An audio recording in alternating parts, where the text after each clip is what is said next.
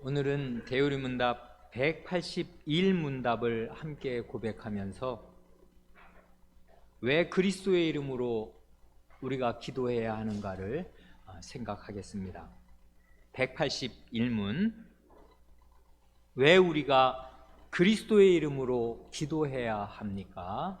답, 인생이 심히 죄악되고 그로 말미암아 하나님으로부터 멀리 떠나 있어서 우리가 중보자 없이는 하나님 앞에 가까이 이를 수 없고 하늘에나 땅에나 오직 그리스도 외에는 저 영광스러운 일에 임명받거나 적합한 이가 없기 때문에 우리는 다른 이름으로가 아니라 오직 그분의 이름으로만 기도해야 합니다.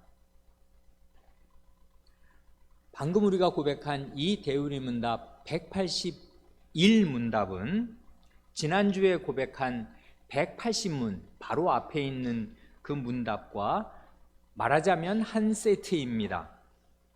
180문답은 그리스도의 이름으로 기도한다는 게 뭔가 그걸 묻고 대답했고요. 이 181문답은 그리스도의 이름으로 기도해야 할 이유가 뭔가 그걸 묻고 가르칩니다.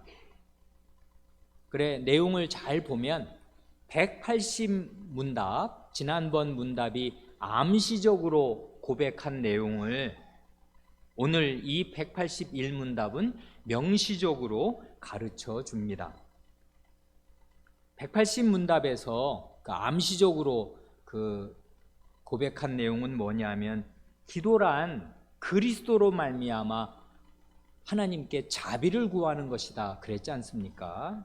그리고 그리스도와 그분의 중보 사역에서 기도할 마음과 담대함과 힘과 이 기도를 들어주시리라는 소망을 갖는다, 그렇게 이제 고백을 했는데요. 거기 하나님께 그리스도로 말미암아 자비를 구하는 게 기도다, 그리고 그리스도와 그분의 중보 사역, 이런 말들이 이게 도대체 뭘 뜻하는 것인가를 요 181문답에서 잘 가르쳐 줍니다. 그래, 그걸 이제 생각하기 전에 먼저 드리고 싶은 말씀이 있습니다. 기도란, 이 기도가 무엇입니까를 맨 처음에 고백할 때 우리가 배운 대로 기도란 그 자체로 예배 행위입니다. 말하자면 사람이 하나님 앞으로, 하나님께로 가까이 나아가는 행위, 그게 바로 기도입니다. 그러니까 기도는 그 자체가 예배입니다. 그런데 문제가 있습니다. 그 문제가 뭐냐면 하나님과 이 사람 사이의 간격이 너무나 커서 그야말로 천지 차이다, 그것입니다. 이 하나님과 사람 사이에는 하늘과 땅보다 더한 어마어마한 간격이 있습니다. 이건 본질적으로 그런 것이고요, 맨 처음부터 죄가 있기 전부터 그런 것입니다. 하나님은 창조주시고요, 사람은 피조물 가운데 하나일 따름입니다. 창조주와 피조물 사이에 있는 그 본질적인 간격은 영원히 지워지거나 없어지거나 메꾸어지거나 하지 않습니다. 창조주는 창조주시고 피조물은 피조물입니다. 하나님은 하늘에 계시고 피조물인 사람은 땅에 붙어 있습니다. 창조주이신 하나님은 모든 면에서 무한하시지만 피조물인 우리 사람은 여러 면에서, 아니 거의 모든 면에서 유한할 따름입니다. 일례를 들어서요, 아주 간단한 예만 들어도 충분할 텐데, 하나님이 만드시는 것과 사람이 만드는 것에는 아주 현저한 차이가 있습니다. 이게 무한과 유한의 차이예요. 사람은 정말 우리가 스스로 생각해도 대단한 면이 있습니다. 사람이 만들어내는 거 한번 보세요. 우리 요즘 세상을 규정하고 있는 이 컴퓨터, 뭐 여러분 가지고 다니시는 휴대폰이라는 거, 이거, 그리고 제가 얼마 전에 비행기 타고 왔다 갔다 이렇게 그 지구 반대편으로 왔다 갔다 우리 일행과 함께 했지 않습니까? 그 쇳덩어리가 그 하늘을 안전하게 날아다닌다는 거, 이거 보통 일이 아니고 그 생각할수록 신기한 일이고요. 그 먼 지구 반대편에 가서도 이 휴대폰으로 우리나라에서 일어나는 그 뉴스들을 실시간으로 검색을 할 수 있지를 않나? 원하면 실시간으로 그 바로 옆에 있는 사람처럼 통화를 할 수 있다는 거, 정말 생각할수록 희한한 일입니다. 이런 일 우리 그 사회에 너무나 많습니다. 이 기계문명이 발달하면서 정말 달나라는 물론이고 저 먼 화성에까지 몇십 년 걸쳐서 그 우주선을 보내서 착륙시킬 수 있는 그런 그 놀라운 기술 문명을 우리는 가지고 있습니다. 그런데요, 이건 게 사람이 뭐 로켓을 만들든지 우주선을 만들든지 비행기를 만들든지 뭐 컴퓨터, 핸드폰을 만들든지 사람이 다 만들어내는 거 아니에요. 이건 세상에 전혀 없던 것이고, 이 놀라운 이 문명을 바탕으로 해서 옛날에는 상상도 하지 못했던 일, 뭐 어렸을 때 버스 탈 때 카드를 삑 누르면은 그게 그 말하자면 요금이 정산된다는 거, 계산된다는 거, 이런 건 우리가 10년 전, 뭐 20년 전에는 상상할 수가 없었던 일 아니에요. 근데 그런 일을 우리는 지금 뭐 매일 겪고 있습니다. 대단합니다. 사람이 만드는 것들 대단합니다. 그런데요, 사람이 만드는 이런 것도 일종의 뭐 없던 걸 만들어낸 거니까 창조물이라고 할 수 있을지 모르겠는데, 사람이 만들어내는 이 창조물들은 모두 다 물질을 기반으로 합니다. 그렇지요? 원재료가 없으면은요, 사람은 아무것도 만들어낼 수가 없어요. 뭐 컴퓨터든 핸드폰이든 마찬가지입니다. 하나님이 원래 만들어 놓으신 원재료가 없이는 아무것도 만들어내지 못해요. 그래 정말 풀 한 포기 사람은 없던 데서는 만들어내지 못합니다. 아무것도 이 모래 한 알, 돌멩이 한 알도 만들어낼 수가 없어요. 사람이 만든 것들, 이 대단한 기술의 발전은 모두 다 원재료를 2차, 3차로 가공한 결과일 따름입니다. 그렇죠? 우리의 모든 것들이 다 그래요. 그런데 하나님께서는요, 원래 아무것도 없던 데서, 이건 상상 불허입니다. 우리의 상상도 이 뇌가 있어야 상상하는 거 아니에요. 뇌도 물질이란 말입니다. 하나님이 만드신 1차적인 물질이 있어야 생각도 가능하고 뭐든지 가능한데요, 하나님은 신이십니다. 아무것도 없던 데서 우리가 지금 보고 누리고 사는 이 모든 것을 다 만들어내셨습니다. 그러니까 우리는 하나님이 만들어내신 요 기반, 너무나 튼튼한 기반 위에서 조금 진전할 수 있을 따름입니다. 그러니까 하나님과 사람의 차이는, 이건 어떻게 해도 다 표현하지 못할 만큼 그 차이는 너무나 엄청난 것입니다. 도저히 그 간격을 메꾸려야 메꿀 수가 없어요. 그러니까 사람이 무에서 유를 창조한다는 말은 그건 그냥 문학적인 표현이고, 사람은 결코 그렇게 할 수 있는 존재가 못 됩니다. 이게 기도랑 무슨 상관이냐 하면요, 태초부터 유한한 피조물인 우리 사람이 태초 이전부터 무한하신 하나님과 교제할 수 있으려면, 기도란 결국 그거잖아요. 이 유한한 피조물이 무한하신 하나님과 더불어 나누는 대화, 교제, 그것인데요, 이 무한과 유한 사이에 있는 이 간격은 그야말로 무한하게 넓고 깊어서, 이 유한한 피조물이 무한하신 하나님 앞에 갈 수 있는 길은 사람 편에서는 원래 없습니다. 그러니까 타락 이전이라도 말이에요, 사람이 스스로 하늘에 올라가서 하나님을 만나뵐 재주는 전혀 없는 것입니다. 그러니까 이 기도든 그게 하나님과의 교제는 말이에요, 하나님께서 스스로 하늘에서 내려오셔서 사람과 같은 평면에 서셔서 사람을 만나주시는 일이 있지 않고서는 처음부터 불가능합니다. 이건 죄가 계제되기 전에도 사람에게 엄연한 사실입니다. 그러니까 타락 전 에덴 동산에서도요, 하나님께서 이 동산을, 여호와의 동산, 자기 자신의 동산을 창설해 놓으시고 거기에 사람을 두시고 사람을 찾아오시고 사람과 같은 평면에 서서 거기 뭐 동산을 거니시잖아요. 하나님이 말하자면 육체적인 형태로 이렇게 찾아오셔서 사람의 언어로 말씀을 나누어 주셔야 사람이 하나님의 말씀도 알아듣고 하나님과 무슨 대화를 나누고 의미 있는 교제를 할 수가 있는 것이지, 그런 것이 하나님이 없다면 사람이 무슨 수를 써서도 그 하나님 앞에 나아가 교제를 하거나 무슨 말을 아뢰거나 말을 알아듣거나 할 수는 없는 것입니다.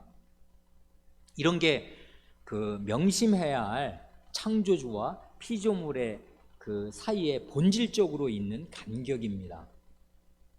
그런데다가 설상가상이라고 안 그럽니까? 엎친 데 덮칩니다. 뭐가요?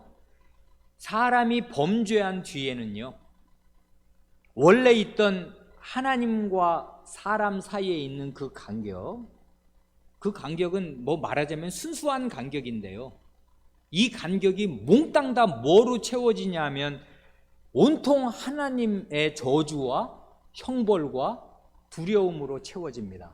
하나님과 사람 사이에 원래 있는 그 어마어마한 간격이 몽땅 다 형벌로, 저주로, 두려움으로 가득해진다고요.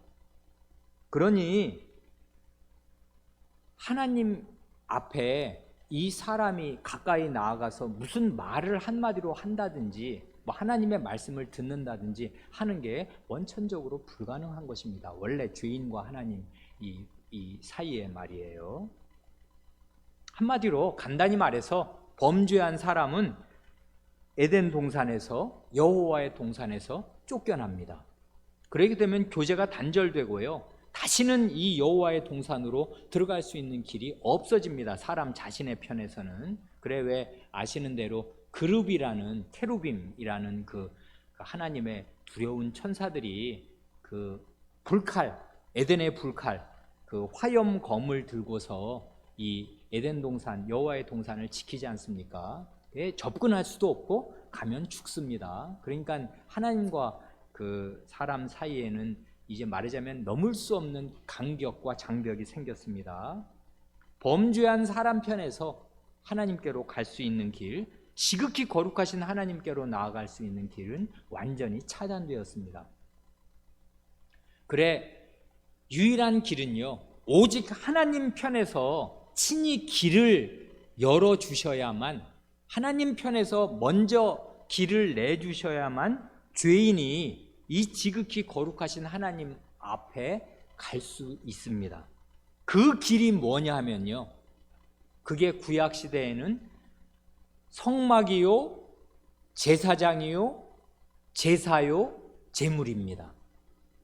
이게 유일한 길이라고요. 그래, 구약시대를 꽉 채우고 있는 게 성막, 제사장, 제사제도, 그것입니다. 그리고 우리가 레위기 공부에서 수요일 날 1년 넘게 54회에 걸쳐서 아주 공들여 배운 교훈이 바로 이것입니다. 성막이나 제사장이나 제사제도는 그 자체가요, 이 말이 중요한데 그 자체가 중보직임입니다.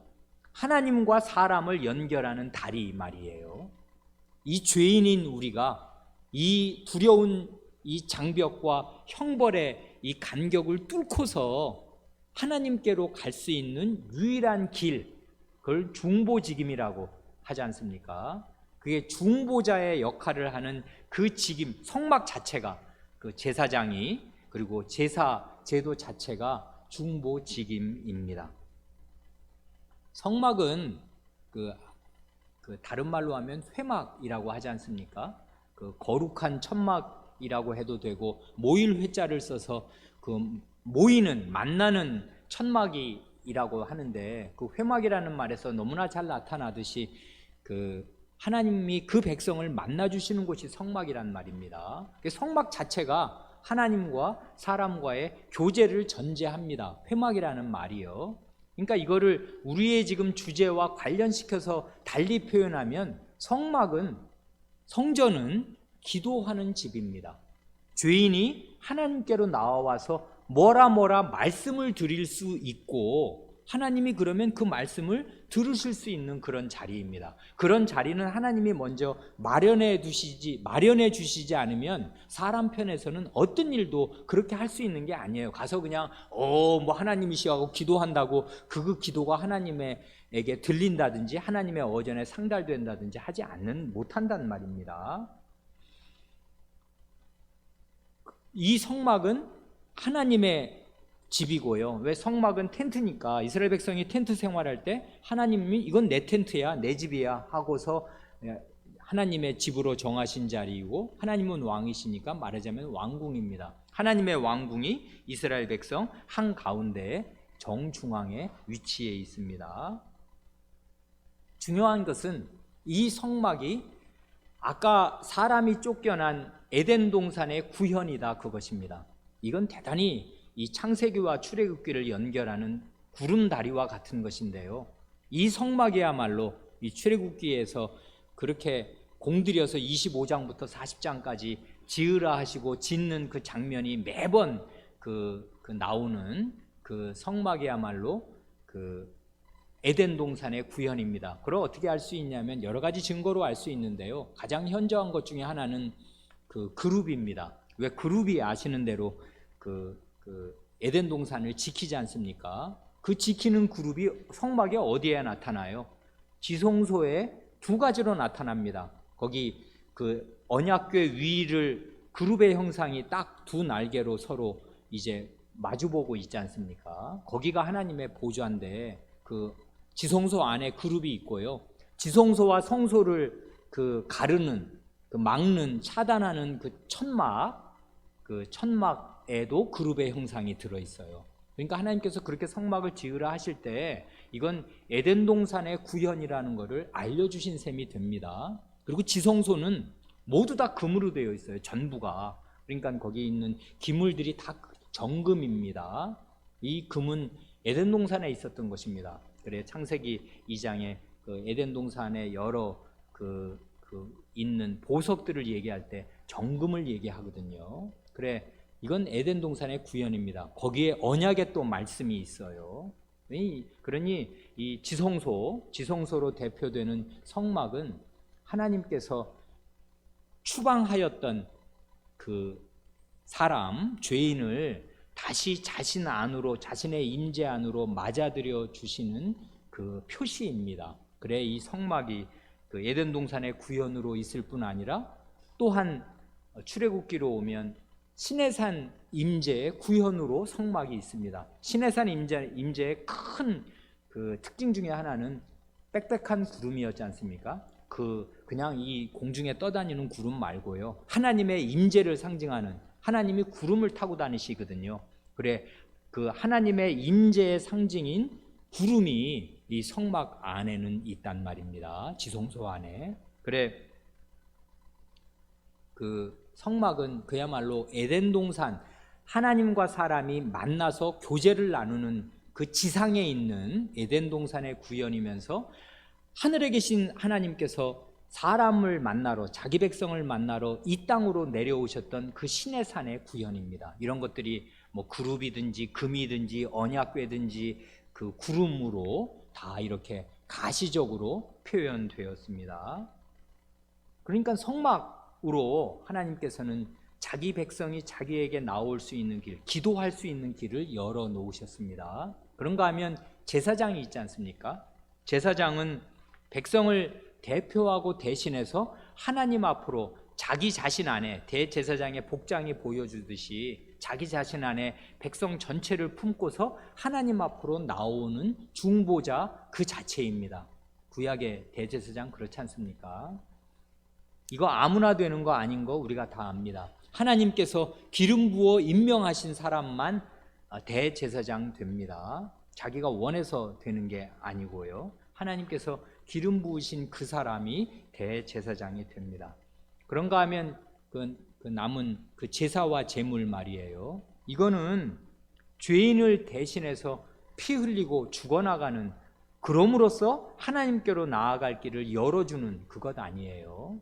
그러니 이 성막, 제사장, 이 제물, 제사, 이런 것들은 전부 그 자체로 이 하나님과 사람 사이에 있는 이 원천적인 이 간격, 특별히 죄를 지어서 하나님 앞에 도저히 나아갈 수 없는 간격을 메꾸어 주도록 하나님 자신이 정한 구약의 중보직임이라 그것입니다. 그런데요, 이 성막, 제사장, 이 제사와 제물을 생각하면 이건 모두 뭐와 아주 긴밀히 연결되어 있냐면 죄의 처리와 아주 긴밀히 연결되어 있습니다. 모두 죄를 처리하는 것과 관련돼요. 전체가. 제사장은 죄인 대신에 제사를 드리는 사람이고요. 물론 죄인인 내가 제물을 들고 와서 제물을 잡고 제사를 드립니다마는 그 제사는 최종적으로 제사장이 대리해서 드립니다. 그리고 그 피를 가지고 이제 지성소에 나아가기도 하는 것은 제사장이지 내가 아니란 말입니다. 이 제사장은 죄인을 대표하는 존재입니다. 그리고 제물은 뭐 우리가 다 아는 대로 이 제물을 가지고 온 그 죄인을 대신해서 죽는 존재입니다. 그러니까요, 이 모든 죄란 본래는 다 하나님 앞에 반역한 대역 죄입니다. 그러니 대역 죄인이 그 죄가 사면되지 않는 한 왕을 편안하게 만나 뵐 수 있는 길은 원천적으로 없습니다. 그러니까 반드시 죄인의 그 대역 죄인인 죄인의 죄가 처리되지 않으면 하나님을 만나 뵐 길이 없고 만나 뵌다고 한들 죽음뿐일 것입니다. 그래, 이 죄의 처리가 이 하나님께서 세우신 중보직임에서 대단히 중요합니다. 성전이나 그 대제사장이나 그 제물에서 다 이게 죄의 처리와 관계가 있어요. 그런데요, 하나님께서 물론 이 성막에서 그 제사와 분향을 매일 받으십니다. 그렇지만은 이 구약 시대를 잘 보면 하나님의 진짜 보좌가 있는 그 지성소로 나아가는 길은 대단히 제한적이었다는 사실을 우리가 압니다. 이건 대제사장이라도 뭐 자기가 원하면 백성을 대신해서 하나님께 나아갈 수 있는 것이 아니었고요. 그 하나님이 그 백성 한가운데 성막으로 지성소에 임재하시는 것이 사실이고, 또 성막 뜰에서 번제단에서 매일 아침 저녁으로 그 제물의 연기가 올라가는 것이 사실이고, 성소에 그 분향으로 대표되는 성도의 기도가 그 영광 구름 안으로 계속 올라가는 것이 사실일지라도 실제로 보좌가 있는 그 지성소로 대제사장이 백성을 대표해서 나오는 일이란 1년에 하루밖에 없는 것이고요. 그 7월 10일 대속죄일로 국한되고 제한됩니다. 그러니까 이 구약 레위기로 대표되는 구약의 이 제도를 잘 알아야 여기 181문답이 잘 이해됩니다. 우리 대우리문답 181문답 맨 앞이 이렇잖아요. 인생이 심히 죄악되고 그로 말미암아 하나님으로부터 멀리 떠나 있어서 우리가 중보자 없이는 하나님 앞에 가까이 이를 수 없다, 이걸 말하지 않습니까? 이 사실이 이 구약 성막 제사장 제사 제도가 보여주는 아주 혁혁하게 보여주는 사실들입니다. 이걸 그러니까 우리로서는 명심해야 합니다. 그래서 제가 목사로서 우리 성도 여러분께 간곡히 몇 번 부탁드린 게, 우리 레위기 그 54강 그거 다 배우면 좋으나 그 분량이 많고 대단히 곡진하여서 어떤 경우는 어렵고 또 그 덮고 나면 금세 잊어버리기도 하고, 너무나 상세하게 배우면 모든 그 상세한 세부 내용을 다 기억에 붙들 수는 없으니까 핵심이라도 잘 기억하도록 그 요약을 7회로 요약해 드린 거 있는데, 그 7시간 걸리는 거지만 하루에 뭐 생각날 때 하나씩 들으시면 그 금세 들으실 수 있으니까요. 레위기를 잘 알아야 그리스도를 잘 알게 됩니다. 왜냐하면 성막, 제사장, 제물, 제사제도는 전부 그리스도 안에서 통합이 되는데 이 레위기를 모르고서야 그런 걸 잘 알 수가 있나요? 그래, 레위기 그 요약 정리해 드린 거 아직도 안 들으신 분이 혹시 계신다면 그 시간을 내셔서 꼭 들으시기 바랍니다. 그 레위기를 이해하는 것, 그 모세오경을 이해하는 게 성경 전체를 이해하는 그 기반이 되기 때문에 그렇습니다. 기초 없이야 어떻게 집을 짓겠습니까? 그러니까 잘 시간 내서 들으시기를 바랍니다. 그래, 이 사람의 죄요. 사람이 심히 죄악되어서 그로 말미암아 하나님으로부터 멀리 떠나 있기에 중보자 없이는, 중보지김이 없이는 하나님 앞에 가까이 오려야 올 수가 없다. 이게 우리 인간 실존의 가장 중대한 사실입니다. 죄가 있어서 하나님 앞에 가까이 나아가려야 나아갈 수 없다는 거. 그 다음 말이 이거지 않습니까? 나머지 문장. 하늘에나 땅에나 오직 그리스도 외에는 저 영광스러운 일에 임명받거나 적합한 이가 없기 때문에 우리는 다른 이름으로가 아니라 오직 그분의 이름으로만 기도해야 합니다 하고 고백합니다. 오직 그리스도인데 그리스도의 이름으로 기도한다는 뜻이 바로 이것입니다. 그리스도의 이름으로 기도한다 할 때 우리의 대우리 문답은 180문, 지난번 문답에서 아주 암시적으로 얘기했던 거, 그리스도의 이름으로 자비를 구한다. 그 말이 무슨 말인가 하면 우리는 죄인이다, 그것입니다. 우리는 죄인이라는 사실, 그래서 하나님과 우리 사이에 도저히 어떻게 해볼 도리가 없는 너무나 큰 간격이 있다는 거, 그 사실을 그리스도의 이름으로 기도합니다 할 때마다 말하자면 할 수 있는 대로 힘써서 상기해야 마땅합니다. 우린 죄인이라고요. 그리고 죄와 하나님, 죄인과 하나님 사이에는 넘을 수 없는 간격이 있다고요. 비유컨대 강 건너에 하나님이 계시는데 지금 나는 내 손발에 천근만근 쇠사슬이 묶여있는 형국입니다. 그러니 이 몸으로서야 이 천근만근 쇠사슬을 칭칭 감고 손발을 가득 묶고서야 강물에 뛰어들면 하나님께로 갈 수 있는 길이 있냐면 없어요. 오직 그리스도께서 하나님께로 강을 건너가는 유일한 다리가 되어주시고 이 쇠사슬을 풀어주신다, 그것입니다. 그래, 이 그리스도의 이름으로 기도한다는 말, 이 말이 가장 원천적으로, 가장 일차적으로, 가장 중심적으로 이야기하는 건 이것입니다. 그리스도 한 분, 이 중보자 세우신 그리스도 외에는 우리가 하나님께로 갈 길 없다 하는 그것입니다. 이건 언제든지 기도할 때마다 사실이라고요. 우리가 그리스도를 믿은 다음에도 언제든지 사실입니다. 그리스도의 이름으로만, 그리스도 안에서만 하나님께 나아갈 수 있다, 그것입니다. 그래, 각주 그 1177번 요한복음 14장 6절에 그 유명한 말씀 있지 않습니까? 예수께서 가라사대 내가 곧 길이요 진리요 생명이니 나로 말미암지 않고는 아버지께로, 내 아버지께로 올 자가 없느니라 하신 말씀이 바로 그 말씀입니다. 예수께서 길이 되시고 진리가 되시고 생명이 되신다 할 때 이건 뭘 상정하는 거냐 하면 하나님께로 가는 유일한 길이라 그 말이고요. 거기에 유일한 진리가 있고 유일한 살 길이 있습니다. 하나님이 진리시고 하나님이 생명이셔서 하나님께로 가야 진리도 얻고 생명도 얻는데, 그렇게 되려면 갈 수 있는 길이 있어야 하는데 유일한 길이 예수 그리스도라 그것입니다.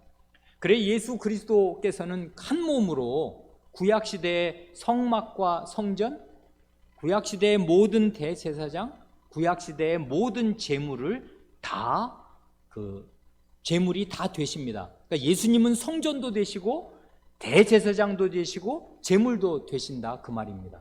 예수님이 모든 것입니다. 구약의 모든 것이라고요. 어떻게 한 분이 그런 걸 다 이루시나? 다 되십니다. 다 이루신다고요. 예수님은 정말 성전 그 자체입니다. 자기 몸이 성전이에요. 그러니까 예수님은 걸어다니는 성전이라고 말할 수 있습니다.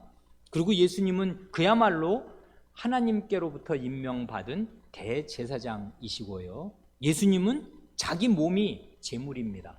자기 몸을 하나님께 흠없는 제물로 드린 분입니다. 우리가 이번 지난주부터는 이제 오후 예배 마친 뒤에 우리 성탄절 원단을 앞두고 하나님께 드릴 그 찬송을 드리기로 하여서 이제 연습할 시간이 필요하니까 조금 오후 예배를 일찍 끝내기를 바랍니다. 그래 강서를 좀 줄이려고 하는데 오늘 우리가 읽은 디모데전서 2장과 요한복음 14장을 간단히 생각하고 말씀을 마치려고 합니다.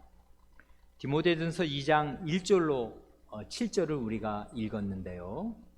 거기에 이제 5절이 우리 증거송구로 우리 대우리문답 요 181문답에도 맨 마지막 부분에 달려 있는 그 구절이 되는데 그 1절부터 7절까지를 찬찬히 다 볼 그 여력은 오늘은 없고 나중에 언제 기회가 될 때 이걸 잘 볼 수 있기를 바랍니다.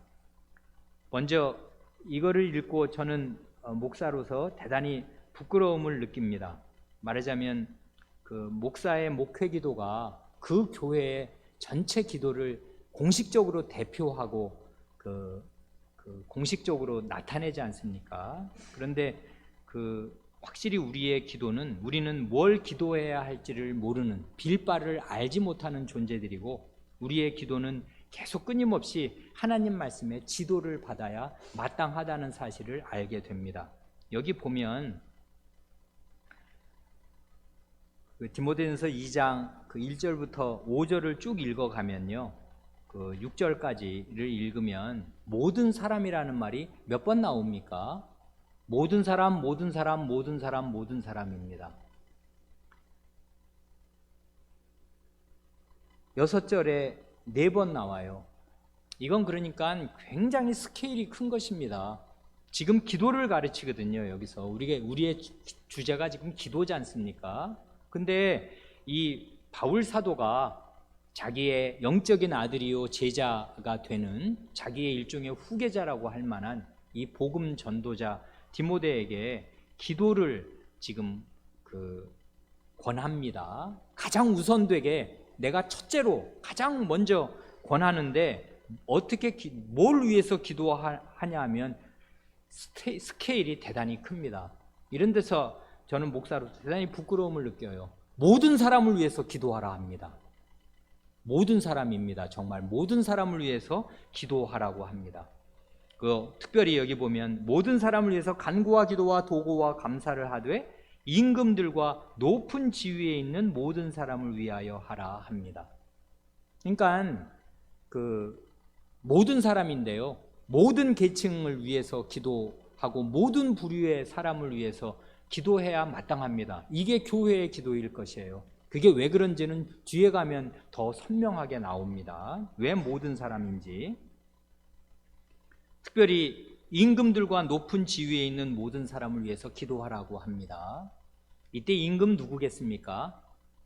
하나님 잘 믿는 왕이요. 그래서 이제 하나님 더 잘 믿고 선정을 베풀어서 이 나라가 더 안정되게 해달라고요. 아마도 바울 사도가 디모데에게 이 편지를 쓸 때 임금은 누구겠습니까? 네로 황제였을지도 모릅니다. 폭군이라고요. 정말 그리스도인들을 짐승처럼 학대한 그 황제 말이에요. 그런데 그런 임금들과 높은 지위에 있는 모든 사람을 위해서 기도하라고 합니다. 그러니까 그리스도인의 기도, 특별히 교회의 기도는 전 세계를 뒤덮습니다. 전 세계를 포괄하고 있어요. 이게 우리의 기도여야 하고 우리의 기도는 이런 말씀으로 조정받아야 마땅합니다. 그러니까 이게 허황된 것이 아니에요. 그 이유는 뒤에 나옵니다. 그런 모든 사람을 위해서 기도해야 할 이유는 뭐냐 하면 우리가 모든 경건과 단정한 중에 고요하고 평안한 생활을 하려 함입니다.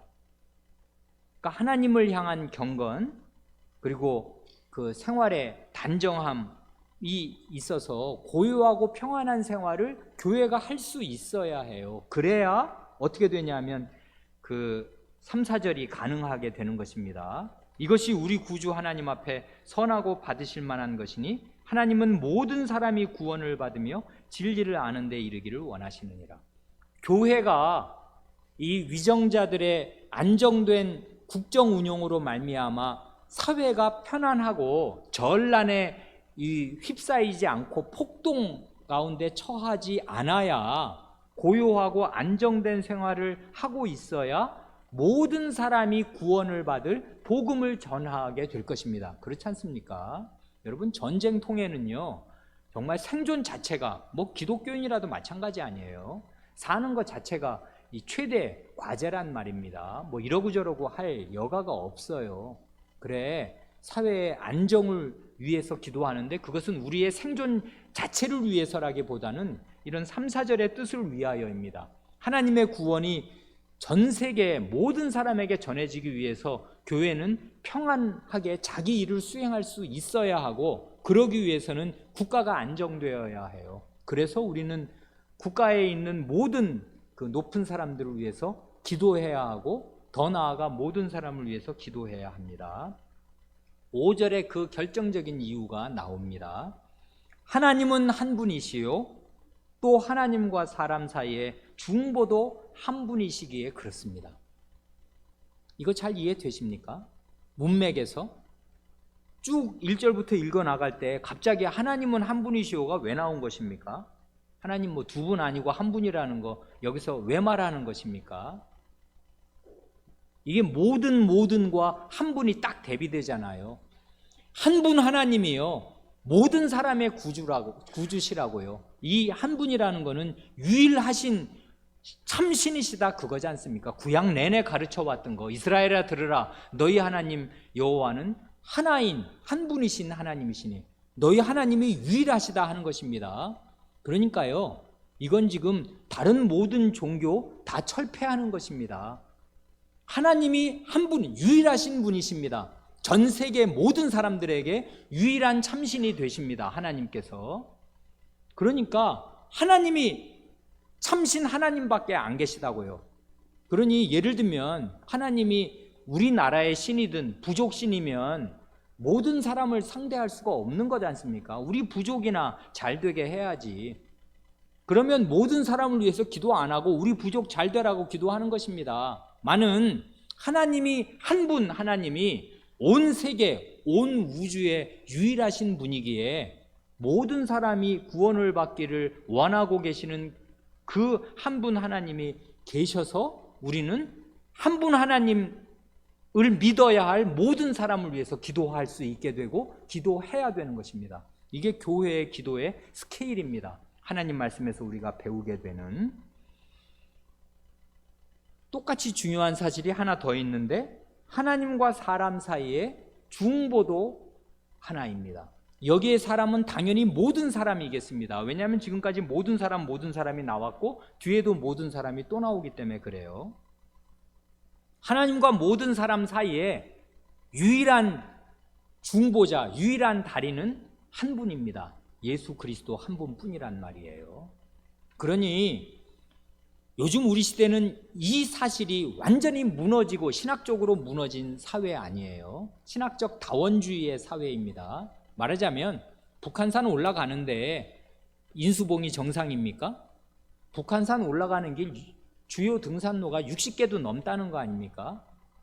반대편에서 올라가도 길이고 이쪽에서 올라가도 길이고 올라가는 길이 다를 뿐이지 이 길 저 길로 올라가면 결국은 정상에서 만나는 건 마찬가지다. 이러는 게 우리 사회의 그 사람들의 믿음입니다. 그러니까 이걸 넓히면요, 니네 종교만 참 생명을 얻는 종교냐? 불교를 믿으면 불교 신자는 불교로 구원을 받아서 결국은 종점에 이르는 건 마찬가지고, 이슬람을 믿는 사람은 그 이슬람의 알라신을 믿어서 구원을 받는 것이고, 그러니까 서로 평화 공존하자 합니다.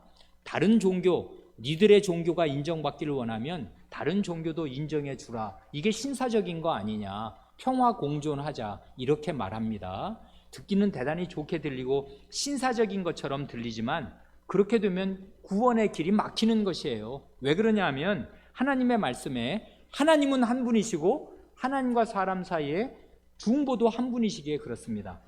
그리스도께서 유일한 하나님께로, 한 분 하나님께로 가는 참신, 온 모든 사람의 유일한 참신이신 그분께 가는 유일한 길입니다. 우리는 그러니까 이 진리가 아무리 독선적이라고 누가 뭐라고 말을 해도 이게 유일하게 살 길이니까 이 이야기를 유보하지 말아야 합니다. 그리스도께서 유일한 중보자이십니다. 그래, 이 말이 중요한데, 재밌는 말이 사람이신 그리스도라 하였습니다. 이 말 여기 왜 나온 것이겠습니까?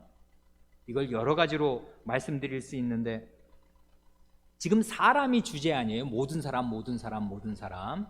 모든 사람을 구원하실 그 중보자로서 그리스도께서 사람이 되셨습니다. 사람을 구원하시기 위해서 그리스도께서 사람이 되셨습니다. 그래서 사람이 되셔서 하신 일이 뭐냐 하면은 그가 모든 사람을 위하여 자기를 속전으로 주신 것입니다. 중보자의 자격을 이런 방식으로 얻으셨습니다. 자기 몸을 사람들을 죄에서 건져낼 속전으로, 속전이 뭔지 아시죠? 노예 해방 대금이 속전입니다.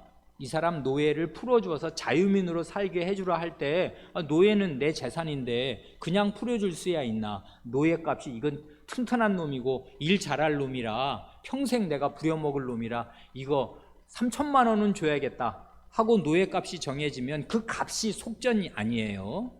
그를 구속할, 속량해, 그 값을 치르는 게 속자고, 값치를 속자 아니에요. 속바칠 속자. 값을 치르고 구해냄, 이게 구속이고, 값을 치르고 그를 양민으로 만듦, 이게 속량이고, 속전이란 그를 구속하는 데 드리는 값, 이게 속전 아니에요.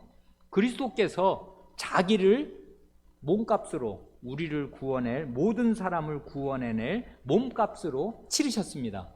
그래, 그리스도께서 자기를 속전으로 주심으로써 사람으로 태어나셔서 자기 몸을 속전으로 주심으로써 우리의 중보자가 되셨습니다. 그래, 기약이 이르면, 때가 되면 증거할 것인데, 이 증거를 위해서 나 바울 사도가 전파하는 자와 사도로 부르심을 입었다 합니다. 그래, 내가 이방인에게까지 가서, 모든 사람을 포함할 때 결국은 포함되는 게 유대인과 이방인, 이게 모든 사람인데요. 그래, 이방인의 스승이 된 것입니다. 여기에도 모든 사람이 그러니까 들어있는 셈이 됩니다. 중요한 것은 우리의 증거 선구에 들어있는 디모데전서 2장 5절이 앞뒤 문맥에서 어떤 의미를 지니는가 하는 것입니다. 성경은 이렇게 중요한 구절일수록 앞뒤 문맥을 잘 읽고 그 문맥 속에서 이게 무슨 뜻을 지니는가를 알아야 그 말씀의 그 위력을 제대로 알게 됩니다. 자세히 보면 좋은데 시간이 가서 그 요한복음 14장 12절로 14절을 읽고 마칩니다. 주님께서 잡히시던 그 밤에 중대한 말씀을 이제 하시지 않습니까? 14장에서 기도에 대해서 가르치십니다. 그 전에도 너희는 이렇게 기도하라 하고 주님께서 가르치신 기도를 말씀하신 일이 있는데, 돌아가시는 그날 아주 제자들에게 중요한 말씀을 이렇게 하십니다. 내가 진실로 진실로 너에게 이르노니, 아멘 아멘 하고 두 번 말씀하시는 것은 주님께서 굉장히 중요한 말씀을 하실 때 쓰시던 주님의 일종의 말투지 않습니까? 이건 진짜다, 잘 들어라, 꼭 마음에 새겨라 하실 때 아멘 아멘, 이거 참되다 참되다 하시면서 주님이 강조해서 말씀하시는데, 그 말씀이 뭐냐 하면, 나를 믿는 자는 나의 하는 일, 내가 하는 일을 저도 할 것이요 또한 이보다 큰 것도 하리니 이는 내가 아버지께로 감이니라 합니다. 희한하지요? 이 말 어떻게 이해하시는지 모르겠습니다. 나를 믿는 자는 내가 하는 일을 그 사람, 그 신자도 할 것이고 내가 하는 것보다 더 큰 것도 하겠는데, 이유가 뭐냐 하면 내가 아버지께로 가기 때문에 그렇다 합니다. 이게 왜 이유가 되겠습니까? 지금 그리스도는 이제 죽는 날이란 말입니다. 이 날이. 그러니까 이제 죽으시고 나면은 이 땅에 그 40 며칠밖에 안 계실 거 아니에요. 부활하시고 나서 40일 뒤에 승천하시니까 이제 이 땅에 계실 날 얼마 안 남았습니다. 한 달 뭐 반도 안 남았단 말입니다. 그래, 하나님께로 하늘로 가시겠습니다. 이 땅에 신자를 남겨두고 그리스도는 하늘로 가십니다. 그래, 그리스도께서 이 땅에서 이루실 수 있었던 일은 가시적으로 보면 아주 작았습니다. 별일이 없었다고요. 그 팔레스타인 여러분 얼마나 작습니까? 대한민국보다 훨씬 작아요. 남한 땅보다 작단 말입니다. 거기에 그냥 왔다리 갔다리 하신 것 뿐이라고요. 별일이 아니었단 말입니다. 가시적으로 무슨 큰일이, 뭐 제자라고 해봐야 몇 명 있어요. 12명, 그 다음에 뭐 승천하실 때 한 500명. 그게 전부란 말이에요. 그리스도께서 건사하신 사람의 전부예요. 그러니까 그리스도께서 땅에서 이루실 때는 가장 중요한 일이 자기를 속전으로 들여서 중보자의 자격을 온전히 획득하는 것, 그게 가장 큰 일이었기 때문에 일이라고는 그 일을 하신 것입니다. 중보자, 자기를 속전으로 들여서 중보자의 자격을 획득하시고서는 이제 하늘로 오르십니다. 하늘로 오르셔서 중보자의 일을 본격적으로 수행하시는 것입니다. 그럴 때 그리스도께서 하늘에 계셔서 하늘에서 일을 하실 때 어떻게 일을 하시냐면 그 땅에 있는 신자들을 쓰셔서, 신자들의 기도를 쓰셔서 자기 일을 하신다, 그 말입니다. 내가 아버지께로 가니까 너희가 이 땅에서 남아서 내가 하던 일을 계속할 뿐 아니라 내가 이 땅에서 실제로 이루었던 일보다 더 큰 일을 하리라 하십니다. 어떻게 더 큰 일을 해요? 모든 사람을 위해서 기도하고요, 모든 사람의 구원을 위해서 이바지할 수가 있어요. 그리스도께서는 실제로 그렇게 하신 거 아닙니다. 이 땅에 계실 때 이방인 구원하신 거 거의 없어요. 수로보니게 여인, 그 이스라엘 변방에 있던 그 같이 접경지대에 있었던 여인의 딸 구해주시고, 뭐 데가볼리 지방에서 귀신 들려 날뛰는 사람 잠잠케 하시고, 그 정도밖에 없었단 말입니다. 이스라엘 사람 중에서도 몇 사람 겨우 구원하신 건데, 바울 사도의 그 활동 영역 한번 보세요. 그리고 그 이후에 신자들이 이 땅에서 그리스도의 이름으로 기도하면서 이룬 그 일을 보세요. 그리스도께서 땅에서 이루신 일에 비하는가? 훨씬 더 많은 일을 이룹니다. 그러면 이게 그리스도보다 우리가 나은 것입니까? 그게 아니고 그리스도께서 하늘로 가셔서 이 땅에 있는 신자들을 남겨두시고, 신자들이 그리스도의 이름으로 기도할 때 그리스도께서 하늘에서 자신의 일을, 그 기도를 들으시면서 수행하신다, 그 뜻입니다. 그게 정말 그런가? 거기 13, 14절이 잘 보여줍니다. 너희가 내 이름으로 무엇을 구하든지 내가 시행하리니 이는 아버지로 하여금 아들을 인하여 영광을 얻으시게 하려 함이라. 내 이름으로 무엇이든지 내게 구하면 내가 시행하리라. 이게 기도에 대해서 처음 가르쳐 주시는 말씀인데, 요 맨 마지막 날, 이제 돌아가시는 날. 근데 참 희한합니다. 원래 기도는 예수님의 이름으로 하나님께 드려야 할 거 아니에요? 그런데 여기 보면 너희가 내 이름으로 무엇이든지 구하면, 시행하는 주체가, 시행사가 누구예요? 여기 보면 누구예요? 나예요. 나가 누군데요? 예수님이 시행하신다, 그것입니다.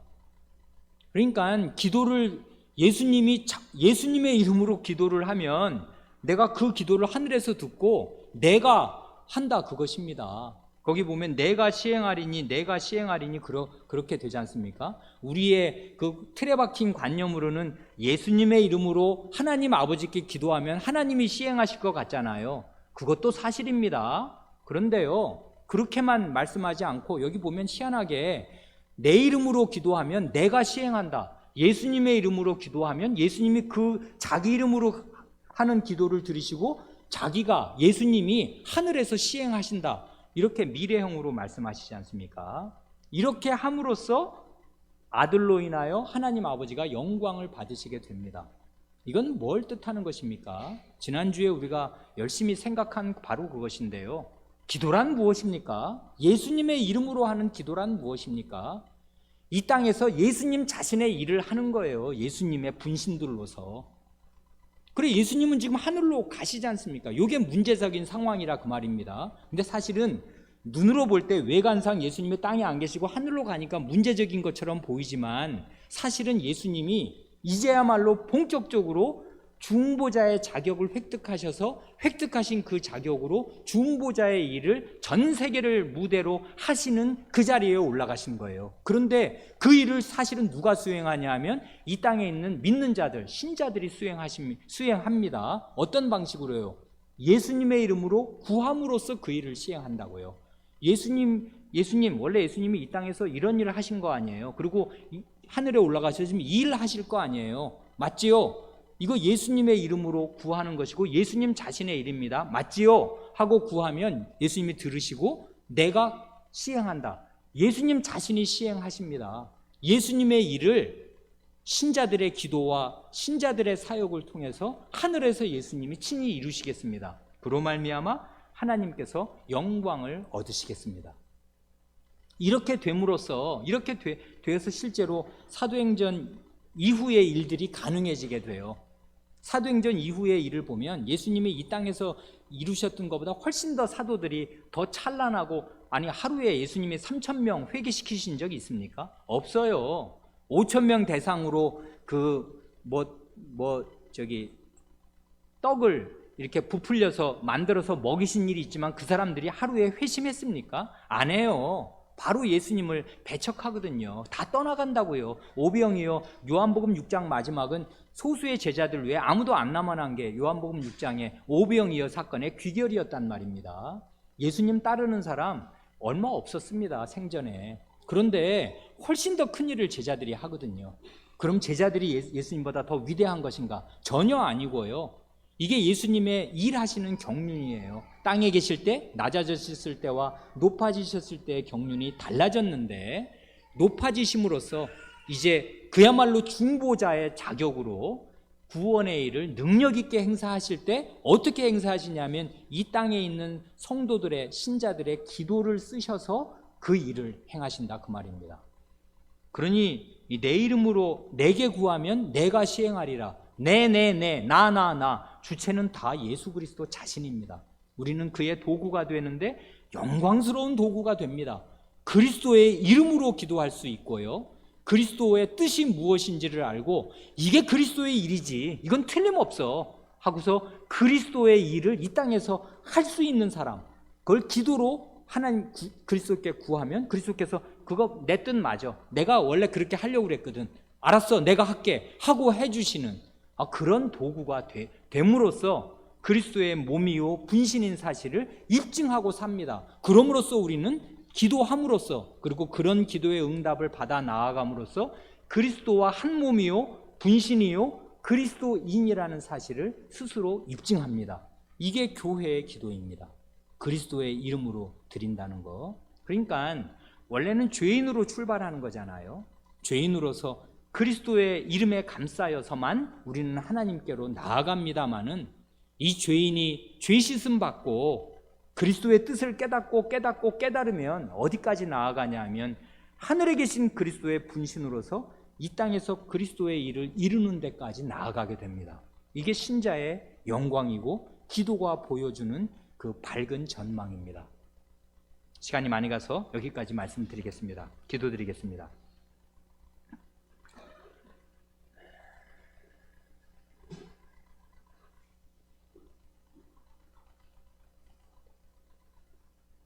하나님 아버지, 죄인일 뿐인 저희가 하나님 앞에 아무 말씀도 드릴 것이 없고 입이 10개, 100개, 1000개라도 저희의 모든 입은 닫힐 수밖에 없사온데 저희에게 기도하라 하시고 기도할 수 있는 길을 다 마련하여 주시고 저희가 예수 그리스도의 이름으로 기도할 수 있는 길을 열어주시고 그리스도의 이름으로 그리스도의 뜻에 맞게 기도할 때 그리스도께서 직접 들으시고 그리스도 자신이 하셔야 할 일을 하늘에서 능력 있게 수행하실 때 저희의 기도를 들으시고서 그렇게 하신다는 사실이 저희에게 너무나 기이하고 놀랍사옵니다. 저희에게 이러한 놀라운 신분을 허락하시고 그리스도와 일체된 그런 자격을 주셨사오니 이런 자격을 귀히 여기고 귀하게 알아서 잘 사용할 수 있는 교회, 잘 사용할 수 있는 신자가 다 되게 하여 주시옵소서. 우리 구주 예수님의 이름으로 기도하옵니다. 아멘.